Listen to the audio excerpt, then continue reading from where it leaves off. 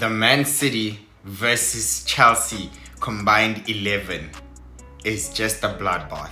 There's no other way about it. The starting point is Man City's team. Let's be honest, that's the starting point, right? So we start there and we look at how can we improve this team? Who can we take out, bring in another better player that improves the team, because we're doing a combined 11. But it's just a bloodbath.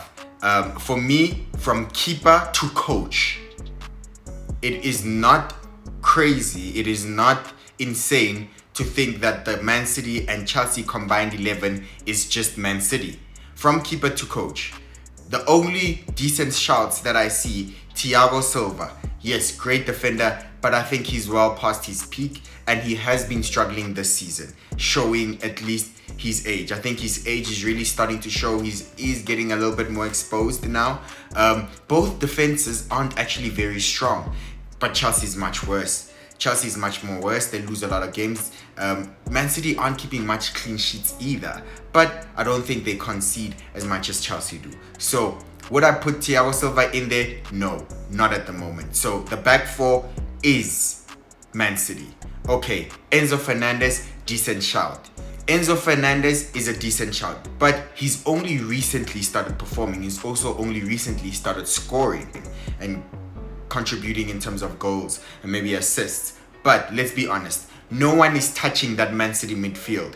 Rodri, Kevin De Bruyne, and Bernardo Silva, I'm speaking about. No one is touching that midfield trio. That's the best midfield trio in the world at the moment. These are three players that all finished in the top 10 of the Ballon d'Or rankings.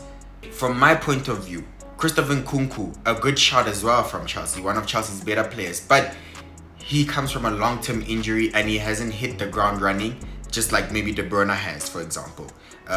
So it would be recency bias to even be in there, but he also hasn't been very, very impressive. Nkunku hasn't been extremely impressive. He comes from a long-term injury. He just started playing for Chelsea, so he's not making it in this team. The only proper shout that I see is Cole Palmer. He's hit the ground running at Stamford Bridge. Yes, he's the proper shout that I see can get into this team. I think I can fit it, because if you are having Man City's team, you are going with Alvarez. Alvarez, do I think he's a better player than Palmer? I think so, yes. I think Alvarez is a better player overall than Cole Palmer. However, he is mainly a striker. Pep has adapted him to play as a second striker, and in the combined 11, which is Man City's team, he can play that role, right? So he can make the 11 and play the second striker. However, if I feel like I improve the team, I could see moving Bernardo to the middle, which is the midfield trio, and then having Cole Palmer on the right wing. That's the only shout I'm willing to really, really entertain. Like, seriously entertain. We could do that because we're not playing Alvarez out of position. But also, let's be fair. Alvarez is having a good season as well. Just as Cole Palmer is having a great season, Alvarez is having equally, if not more, a more impressive season. Cole Palmer, yes, he's adapted to Chelsea, but a lot of his goal contributions do come from the penalty spot as well, and also do come against slightly lesser opponents, considerably lesser opponents. No disrespect at all, but in big games, it's just maybe contributions in terms of penalties. Yes, you have to score penalties, but he's the only one that I feel like from Chelsea is having a stellar season. He's definitely Chelsea's player of the season right now, but is he doing better than Alvarez, for example? I don't know. So it is not insane to think that the combined 11 of Man City versus Chelsea is actually just Man City. Just give us the Man City team. I don't know what you think, but I think that is no disrespect to Chelsea. It's just a different... It's really, at the moment, Chelsea are nowhere near where they would want to be. The players are nowhere near on the form that they'd want to be in. So I feel like the combined 11 sort of picks itself. And even coach-wise, it's no comparison comparing Mauricio Pochettino and Pep Guardiola, even if Mauricio Pochettino has caused Pep Guardiola some headaches in the past few years, and even in the last game. It's Man City versus Chelsea later on. The last game was very entertaining, was 4-4. We will know that City may have gotten a soft penalty, so Chelsea do feel like they might have deserved that game. Cole Palmer scored against his former team in the 94th minute or something, last kick of the game, with that cold celebration.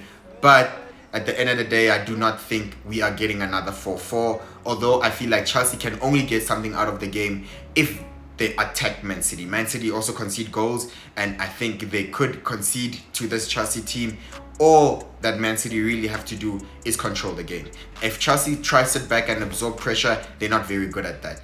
Chelsea lose to a lot of small teams as well. So I do not expect Chelsea to get anything out of the game if they're going to go try sit back and maybe hit City on the counter.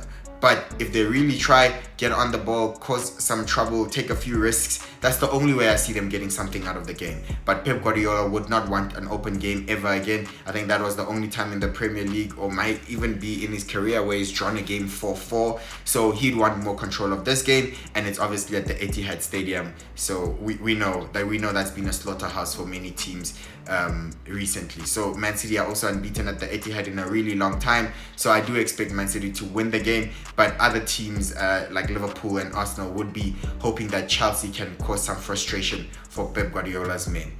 Besides that, we also have Arsenal away to Burnley. That might be an interesting game. Burnley obviously fighting now to get some points to start climbing the table to get out of the relegation zone. Arsenal are just rolling. They're steamrolling teams right now off the back of an impressive 3-1 win against Liverpool and a 6-0 victory away at the London Stadium at West Ham. Arsenal are confident and they're not looking for anything but 3 points in that game. Liverpool against Brentford will be a more interesting one. Apparently, we have Alisson that has been injured again, so he might be out for a while. I think Trent Alexander-Arnold might be back, but I do think it's going to be a tricky game away at Brentford. I do think Brentford would score. Liverpool do also tend to concede goals. I think they were fortunate enough to win against Burnley, although they were a better team. Burnley had beautiful chances, missed a few one-on-ones, and also their second goal, Liverpool, I'm not sure if that should have stood. I thought that was a foul. So maybe not extremely convincing, but they just keep rolling, Liverpool. They would also want to win, of course, but I do think that is probably the most trickiest game of the weekend so far, and that is actually the first kickoff. In my view, I do think Liverpool drop points today, whether they lose, whether they draw. I think Brentford are a decent enough team to cause Liverpool problems, especially at home. With that being said, hope you enjoyed the video. I'll see you after the weekend's action.